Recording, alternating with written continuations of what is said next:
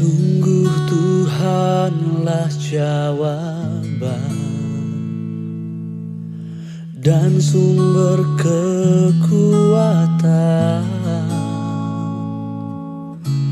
di saat tak berdaya.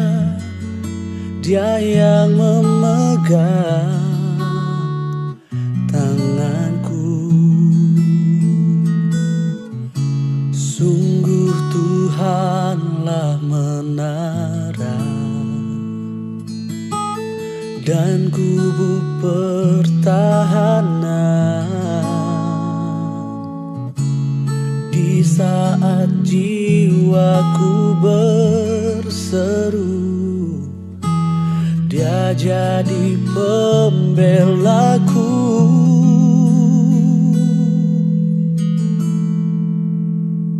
Tuhan ada dan melihat pergumulan yang ku hadapi. Tuhan takkan tinggal diam, ku tak dibiarkan sendiri.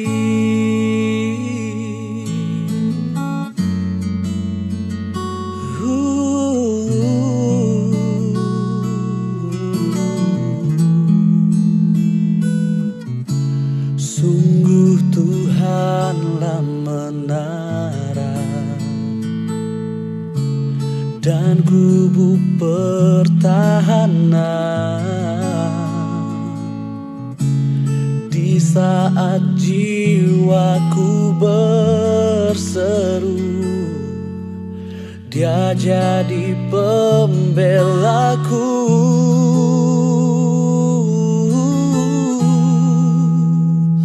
Tuhan ada dan melihat pergumulan yang ku hadapi. Tuhan takkan tinggal diam, ku tak dibiarkan sendiri. Tuhan ada dan melihat pergumulan yang ku hadapi.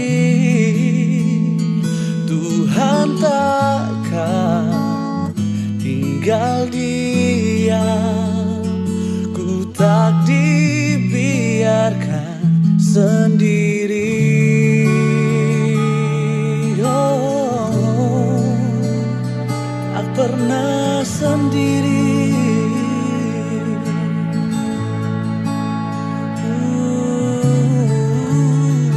Engkau ada dan melihat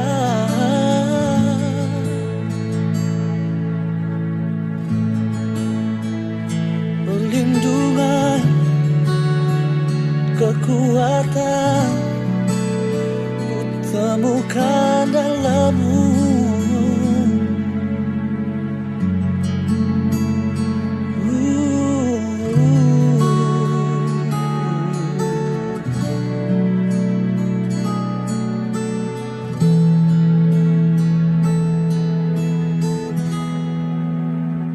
Tuhan ada dan melihat pergumulan yang ku hadapi. Tuhan takkan tinggal diam, ku tak dibiarkan sendiri.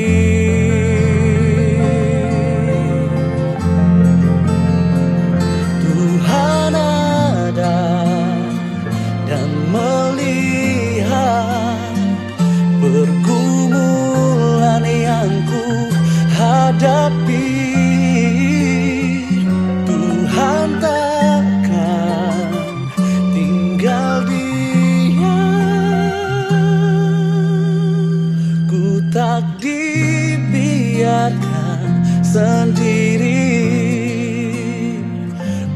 tak dibiarkan, tak dibiarkan, tak dibiarkan sendiri.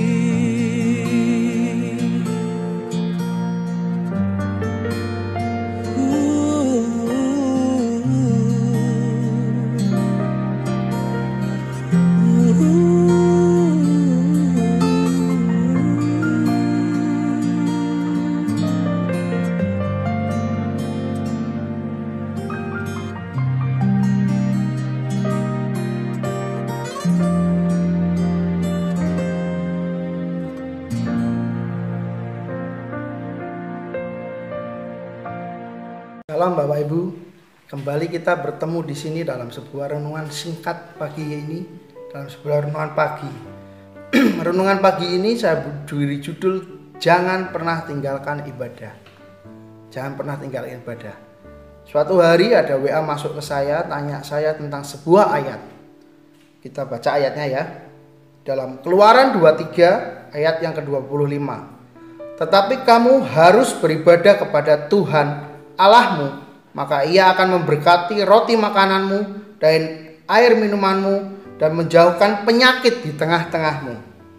Nah, orang ini bertanya, kita kan sudah beribadah ini, kita sudah menyembah Tuhan, tapi kok masih diizinkan ada penyakit seperti ini, bahkan ada pandemi? Bagaimana itu? Berarti ini firman Tuhan tidak sesuai. Ya, bagaimana? Ayat penulisan konteks ayat ini adalah tentang kebebalan Israel. Israel itu bebalnya setengah mati, Bapak Ibu. Mereka melihat mujizat Tuhan di depan mata, tapi mereka tetap beribadah kepada ilah lain, meninggalkan ibadah kepada Tuhan. Konteks ini di mana Tuhan memberikan kutuk dan penyakit kepada Israel. Di dalam Imamat, kita baca sama-sama di dalam Imamat 26 ayat 15 sampai 16. Jika kamu menolak ketetapanku dan hatimu muak mendengar peraturanku, sehingga kamu tidak melakukan segala perintahku dan kamu mengingkari perjanjianku, maka aku pun akan berbuat begini kepadamu. Yakni aku akan mendatangkan kekejutan atasmu, batuk kering serta demam yang membuat mata rusak dan jiwa merana. Kamu akan sia-sia menabur benihmu karena hasil akan habis dimakan musuhmu. Ini karena bangsa Israel begitu bebal sehingga mereka beribadah kepada ilah lain, menolak untuk mengikuti peraturan Tuhan, dan Tuhan marah. Tuhan memberikan kutuk penyakit sampar serta penyakit batuk kering serta demam, sehingga bangsa Israel ini dikutuk Tuhan. Tapi apa? Solusinya apa? Beribadah, Bapak Ibu. Kembali beribadah kepada Tuhan. Di dalam Keluaran 23 ini menyatakan adalah suatu solusi untuk beribadah. Karena Tuhan ingin kita beribadah kepadanya.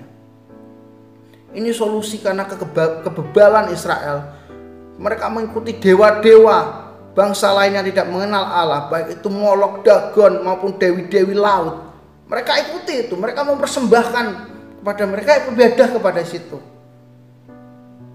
Dan mereka ikut upacara-upacara yang tidak benar, dan itu membuat Tuhan murka. Akhirnya Tuhan datangkan kutuk sampar. Tapi solusinya apa? Ibadah. Ayat 23 ini bukan tidak sesuai dengan kejadian sekarang, tapi kejadian kita konteks lihat masa lalunya itu karena kebebalan Israel meninggalkan ibadah sehingga Tuhan datangkan kutuk.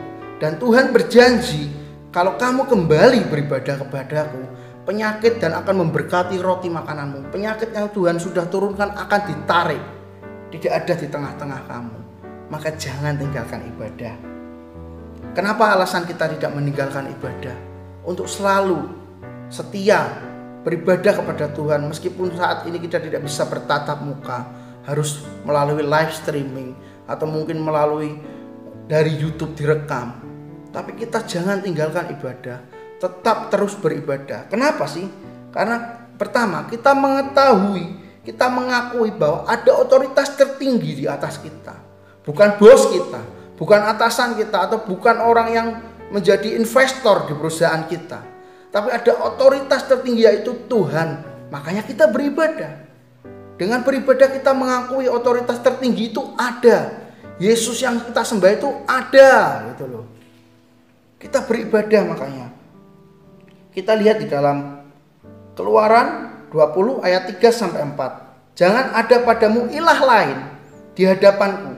Jangan membuat bagimu patung yang menyerupai apapun yang ada di langit, di atas, atau ada di dalam bumi, di bawah, yang ada di dalam air, di bawah bumi. Jangan sujud menyembah kepadanya atau beribadah kepadanya. Sebab aku, Tuhan, Allahmu adalah Allah yang cemburu, yang membalaskan kesalahan kepada bapa, kepada anak-anaknya, kepada keturunan yang ketiga dan keempat dari orang-orang yang membenci aku. Mungkin saat ini kita sudah tidak lagi menyembah berhala, Bapak Ibu. Kita sudah tahu kebenaran. Tapi seringkali kita masih punya berhala di hati. Berhala-berhala di hati itu apa? Kesibukan kita. Mungkin usaha kita, harta kita. Sehingga kita meninggalkan ibadah demi semua itu. Atau bahkan keluarga kita berkata, ibadah kan streaming, bisa dilihat nanti. Ini hari Minggu, waktunya live, waktunya quantity time dengan keluarga, waktunya berkumpul dengan anak. Memang benar, tidak salah. Kita sebagai keluarga, sebagai kepala keluarga, apalagi kita pria atau sebagai wanita, kita harus meluangkan waktu untuk keluarga. Benar, berkumpul, melihat anak kita bertumbuh, bermain bersama. Benar. Tapi kita harus meluangkan satu waktu untuk beribadah kepada Tuhan. Jangan jadikan segala yang ada di tengah kita menjadi berhala. Karena Tuhan pencemburu. Tuhan ingin kita datang menyembah Dia. Tidak terikat dengan berhala-berhala di hati kita. Karena dengan demikian kita mengakui bahwa Tuhanlah otoritas tertinggi di hadapan kita. Dialah yang berdaulat atas kehidupan kita. Yang kedua, kenapa kita harus beribadah? Yang kedua adalah kita mengucap syukur kepada Tuhan. Kita baca ayatnya di dalam Keluaran 20 ayat 8 sampai 10. Ingatlah dan kuduskanlah hari Sabat.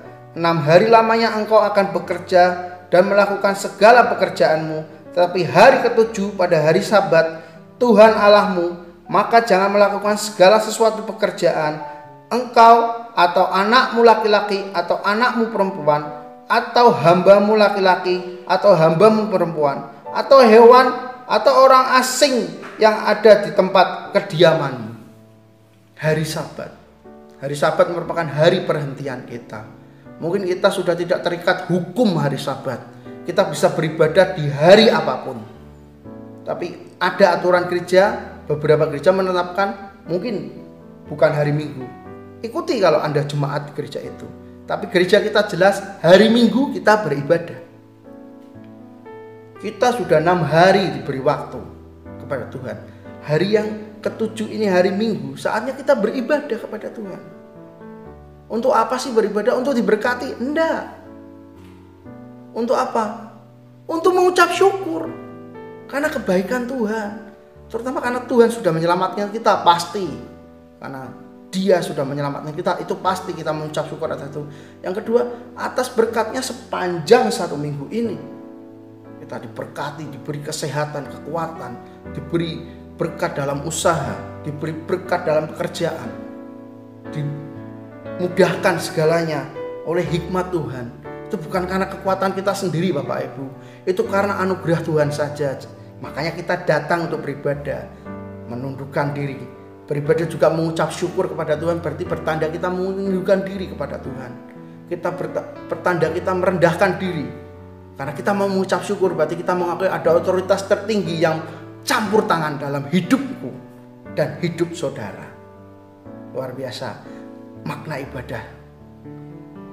Yang ketiga, beribadah untuk apa? Beribadah untuk menjalin hubungan intim dengan Tuhan. Beribadah kita membina hubungan dengan Tuhan. Alkitab mengatakan seperti Daud. Di dalam Mazmur 91 ditulis di sana, sungguh hatinya melekat kepadaku. Tuhan memuji Daud. Gimana hati Daud sangat melekat kepada Tuhan. Ini juga bisa menjadi teladan buat kita. Dengan beribadah kita membina hubungan intim dengan Tuhan. Membangun hubungan intim dengan Tuhan. Supaya apa? Hati kita melekat kepada Tuhan. Hidup kita melekat kepada Tuhan. Alkitab mencatat, jika engkau di luar aku, tidak bisa berbuat apa-apa. Kenapa? Ibaratnya kita itu hanya seutas kabel, Bapak Ibu. Kabel yang tidak tertancap pada sumber listrik, tidak bisa apa-apa. Kabel yang tidak mau melekat kepada sumber listrik, tidak bisa apa-apa. Mau digunakan untuk apa? Menjalankan kipas angin, AC tidak bisa kalau tidak ada sumber listriknya. Maka kita harus melekat kepada Tuhan dengan beribadah salah satunya. Mendapatkan sumber energi listrik itu. Sehingga kita bisa berbuat banyak hal. Untuk kemuliaan nama Tuhan tentunya. Bukan kemuliaan nama sendiri. Kita diberkati untuk kemuliaan nama Tuhan. Makanya kita harus beribadah. Kalau kita jauh dari Tuhan seperti kabel listrik yang tidak punya tenaga, yang tidak dialiri sumber aliran listrik, hanya menjadi kabel biasa, hanya menjadi seonggok tembaga yang paling kanggonya buat dikuel terus dibuang, ditimbang, dirongsok. Makanya kita harus dekat dengan Tuhan melalui ibadah, melekat, membina hubungan intim. Itu alasan kita harus beribadah. Kenapa? Karena pertama, kita mengakui otoritas Tuhan adalah otoritas yang tertinggi. Yang kedua, kita mengucap syukur atas segala kebaikan Tuhan, segalanya. Yang ketiga, kita membina hubungan baik dengan Tuhan. Dengan beribadah kita melekat kepada Tuhan. Biarlah kita menjadi umat-umat yang selalu memuji, yang selalu melekat kepada Tuhan. Biar renungan ini menjadi pengajaran buat saya dan juga buat Bapak Ibu Saudara yang ada di rumah. Terima kasih. Biarlah ini terus bertumbuh di hati kita. Selamat pagi. Tuhan Yesus memberkati.